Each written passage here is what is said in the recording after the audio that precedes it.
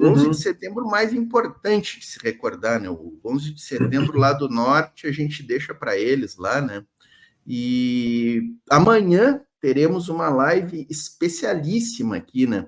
Eu quero desafiar, eu gosto de desafiar, assim, ó. Eu quero desafiar quem fará uma live melhor do que nós aqui da Voz Trabalhadora, tá? Porque, e, aliás, amanhã eu só vou abrir a live, vou passar a palavra e vou ficar curtindo a aula, né? Porque teremos o Tebni Pino, né? O Bruno Lima Rocha estará conosco e o professor Nildo Ourix, né, o presidente lá, diretor do IELA, Instituto dos Estudos Latino-Americanos, lá da UFSC de Santa Catarina. Então, assim, 3 figuras para falar desse tema que, meu Deus do céu, né? Eu quero desafiar alguém a arrumar gente melhor para falar sobre isso. Mas sobre vamos aproveitar que o Victor está aqui, né? Um chileno também, né? Para falar um pouco para nós aí, ô Victor, sobre essa data tão marcante que a gente comemora, eu acho que dá para dizer, né? Não, comemora, os espanhóis têm outro sentido para o comemora, né, ô Bruno? Tu que morou muito tempo na Espanha e o Victor também, não sei se cabe o comemora, né? Foi um fato terrível, né? O Victor, fala para nós um pouco aí. Se diz comemora em espanhol, né, nessas datas, mesmo quando ela é negativa, como um golpe, comemora, né? O espanhol aceita isso, né? Exatamente. Em espanhol é comemora, quando a gente celebra alguma coisa, mas nessa data a gente comemora os 51 anos do golpe de Estado que mudou a história do Chile, mudou a síntese do que é a população chilena, do como funciona o pensamento de um Estado que protegia para um pensamento de um Estado mínimo, que foi o resultado dessa ditadura absurda do Augusto Pinochet. Eu faço parte... O canal do governo do Chile tem um canal no WhatsApp que o governo compartilha notícias, e tem uma frase do presidente quando ele inaugurou hoje o caminho da memória do Parque Estádio Nacional. O Estádio Nacional que foi marcante pelas torturas, pelos assassinatos. Ali morreu o Víctor Jara, entre tantos outros. Lá, hoje em dia, é um espaço de memória.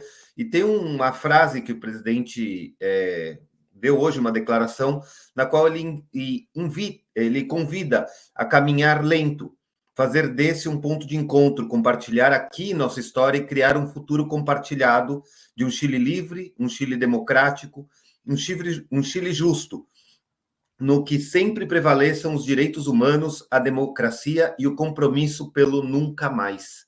Essa é a frase que nos deixou hoje o presidente Gabriel Boric para amanhã, o que nós chilenos chamamos de comemoração de los 51 años del golpe militar, que de todas as formas destruiu o país. Não só o Chile, né? Toda a América Latina foi, né?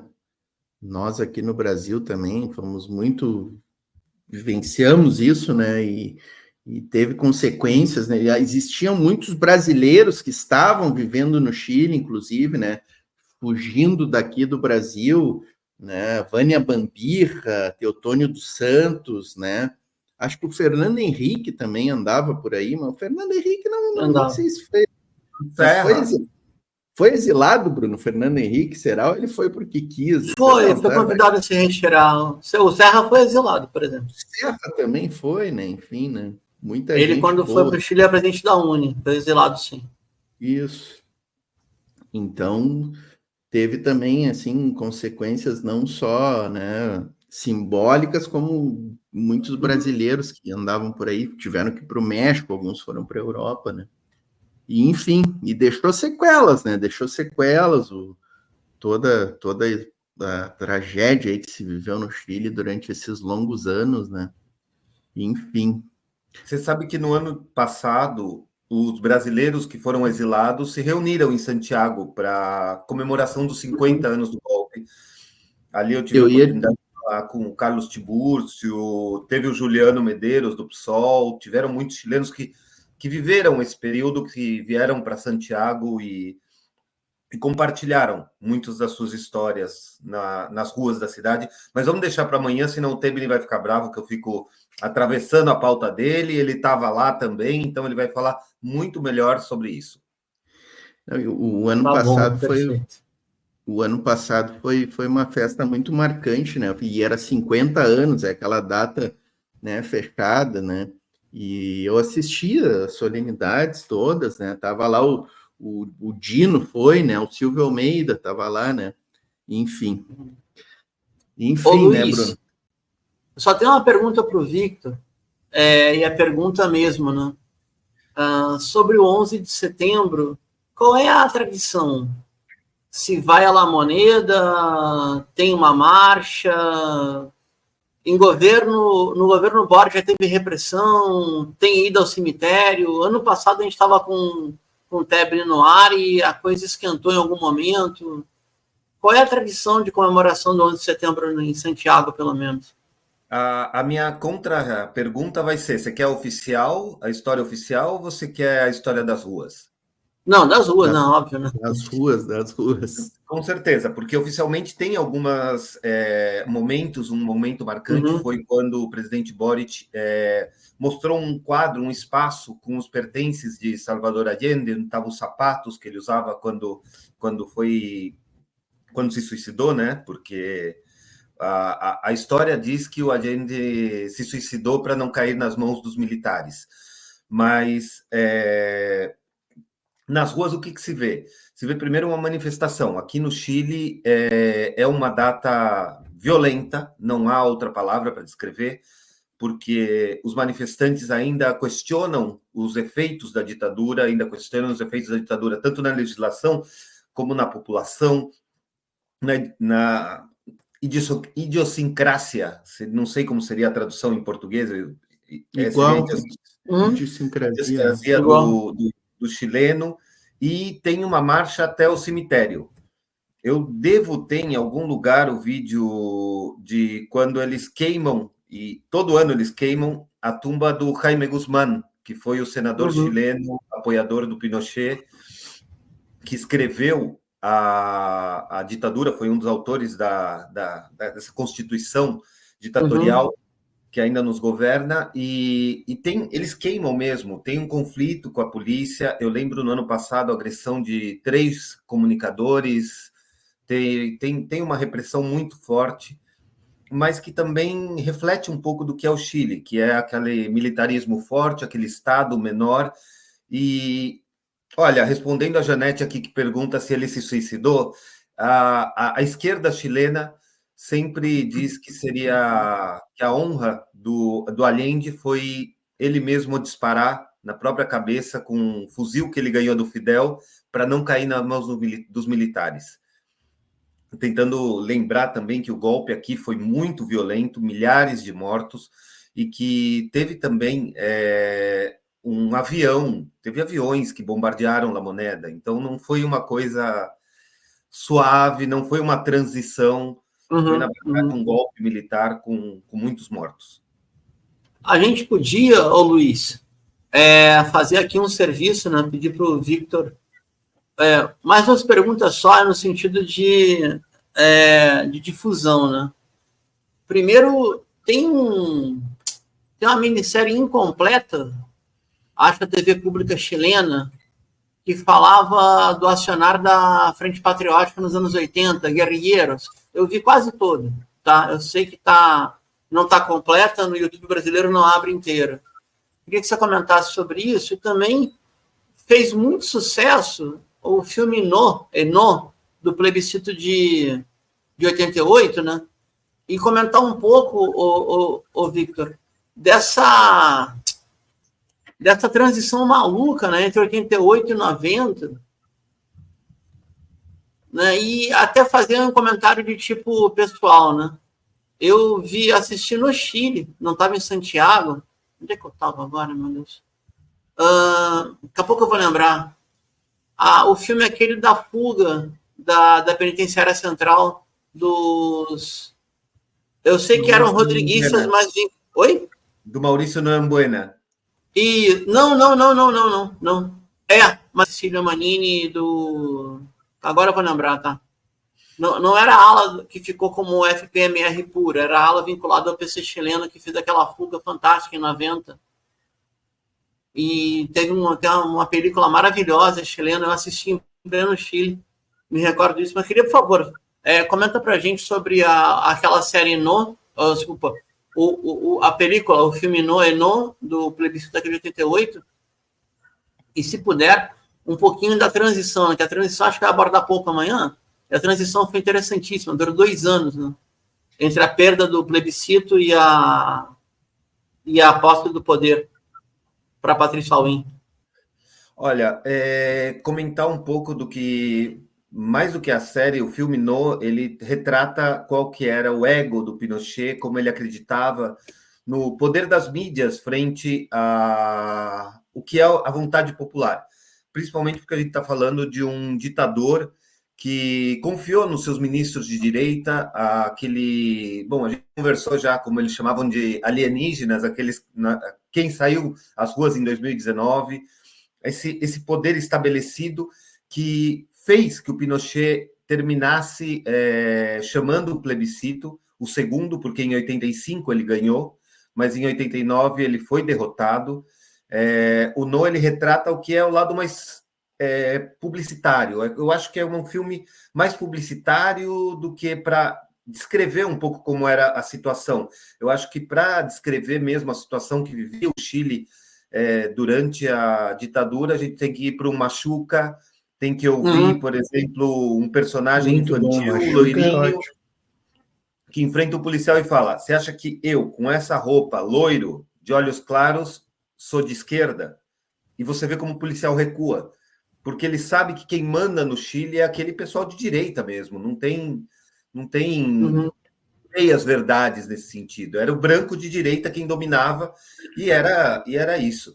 E a respeito da transição mesmo que teve, eu posso dizer claramente, não foi uma transição tão simples, porque não acabou com a posse do Patrício Aylwin, eleito pela Democracia Cristã, que é uma centro-direita disfarçada de esquerda. Teve mais uma transição muito lenta e que terminou com a morte do Pinochet, quando ele foi declarado incapacitado mentalmente para responder pelos crimes da ditadura.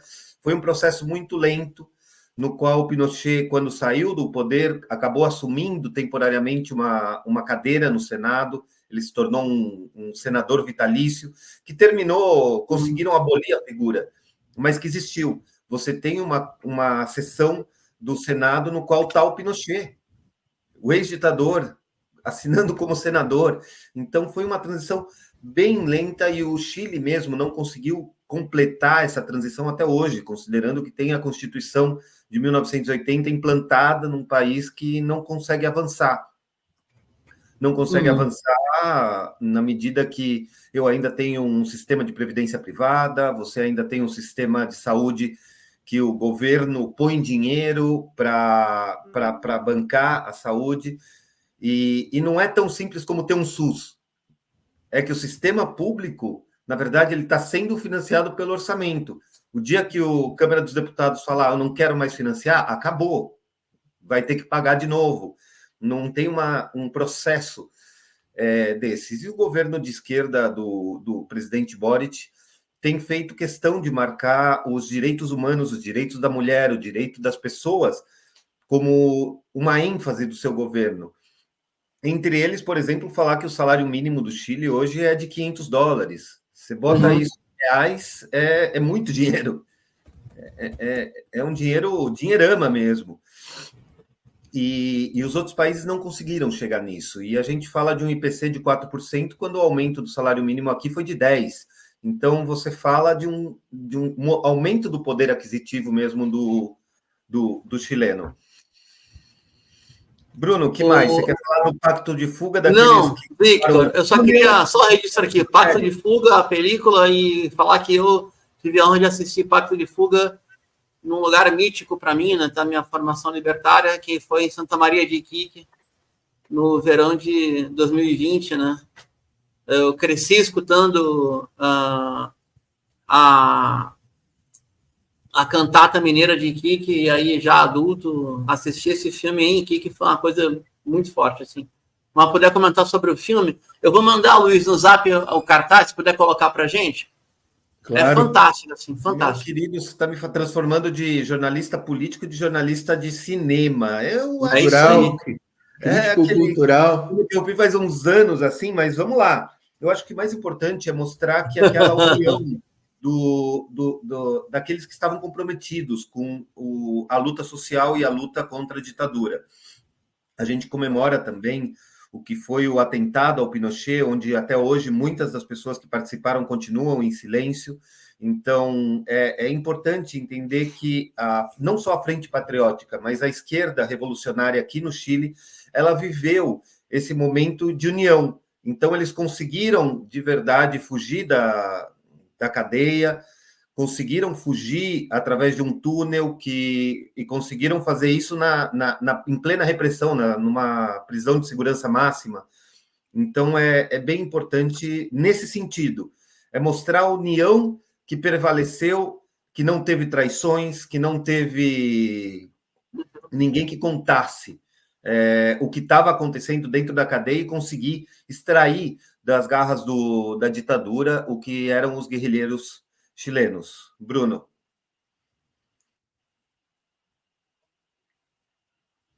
E o Bruno? Não, maravilha. Bom, última vez, também não sou crítico de cinema, mas, Luiz, a cena mais impressionante desse filme, para mim, é um conjunto de presos políticos no pátio central, sem camisa, punho para o alto, cantam o hino do Chile com o refrão Revolução. É muito impactante aquilo.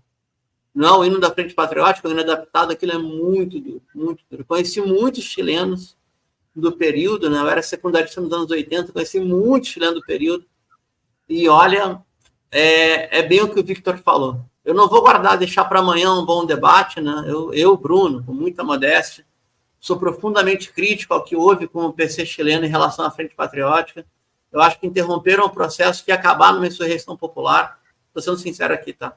Não é bravata, não é falastério, é muito fácil ser valente atrás de um computador.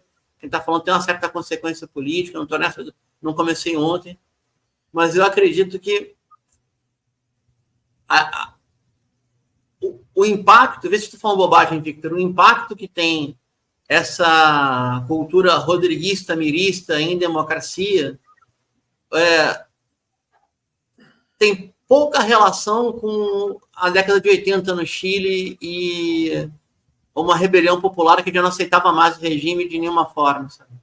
Eu acredito que ficou uma subcultura rebelde que está muito distante de ser, de ter o impacto que teve essa conjunção de insurreição, autodefesa de massa, jovens combatentes, comunidades eclesiais de base, pastorais populares, cozinhas coletivas. Ô Luiz, a ditadura chegou ao ponto de proibir o sopão, amigo. Estava proibido fazer sopa. Porque o sopão juntava o povo, sabe? É terrível a situação. Perseguição a tudo.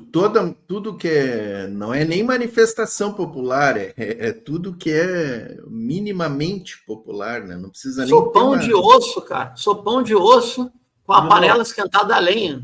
Bruno, era proibido. Até hoje a direita criminaliza o sopão, que existem ainda em populações mais vulneráveis.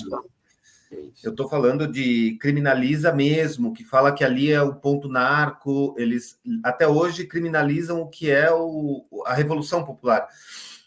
Eu lembro de trabalhar na campanha da candidata comunista à prefeitura de uma das cidades aqui do Chile, que é Conchalí, que é parte da Grande Santiago. E a gente ia nos sopões e era difícil entrar, porque é uma comunidade e você tem que entrar com um representante da comunidade. Não é entrar com um narco, você não negocia com narco, você negocia com um presidente do comitê de vizinhos, do bairro. É bem diferente do que a direita pinta, mas o mundo também é bem diferente do que a direita pinta, vamos ser sinceros.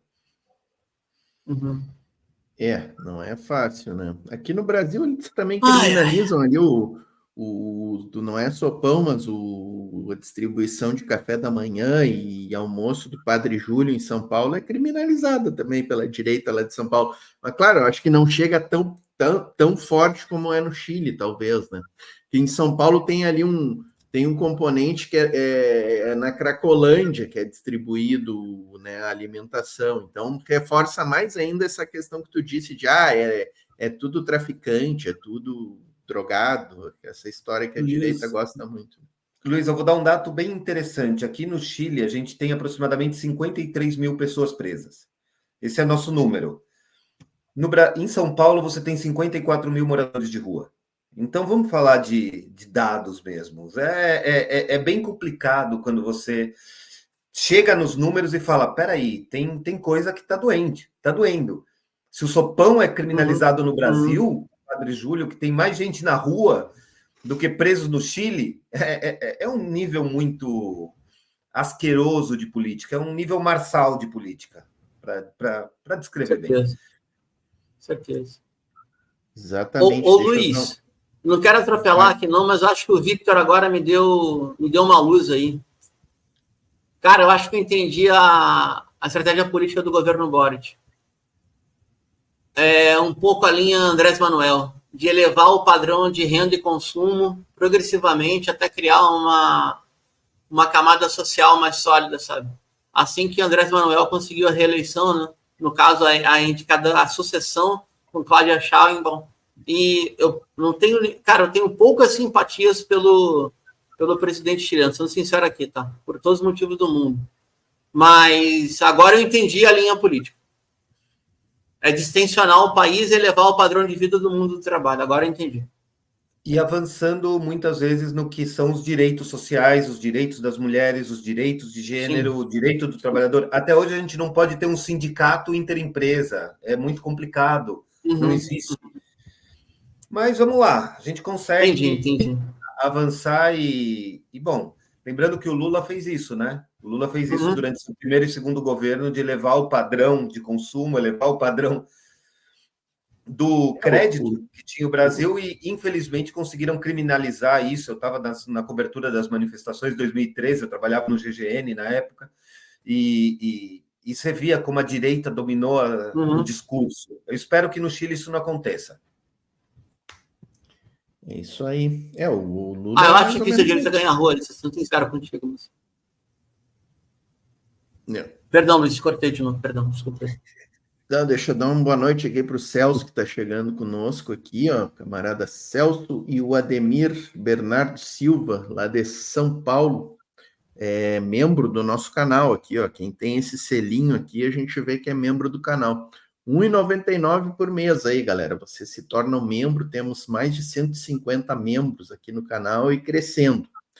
A Marina Castro registrou aqui, né, que a nossa mídia todo 11 de setembro, aquela choradeira por causa das Torres Gêmeas e nem um pio sobre o Chile, né?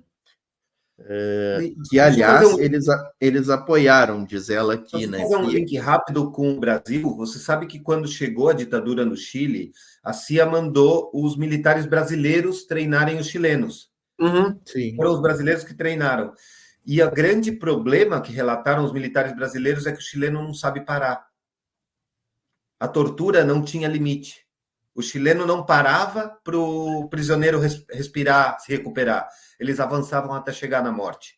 Então, matavam. E olha, eu estou falando isso com dor, porque eu tive a chance de participar, de acompanhar o que foi aquele museu que tem no centro de São Paulo, na Luz, da antiga sede do DOPS. Quando eu pude visitar, eu tive a sorte que o Genuíno estava lá comigo e ver o relato do que se vivia na tortura é algo que, infelizmente, a gente não consegue reproduzir, porque nunca vai fazer fielmente, mas quem teve a chance de ouvir alguém que viveu isso, muda o conceito de humanidade. Sim. Importante. A gente tem aquela célebre fala que de vez em quando circula, né, da Dilma no Senado lá, não sei se vocês se lembram, né, que ela é interpelada por um senador e o senador tenta diminuir a questão da tortura e tal, e ela sai falando ali uma fala histórica, né, que ela faz ali no Senado. Ela era, acho que, não me lembro se ela ainda era ministra do Lula ou se ela já estava na presidência, né?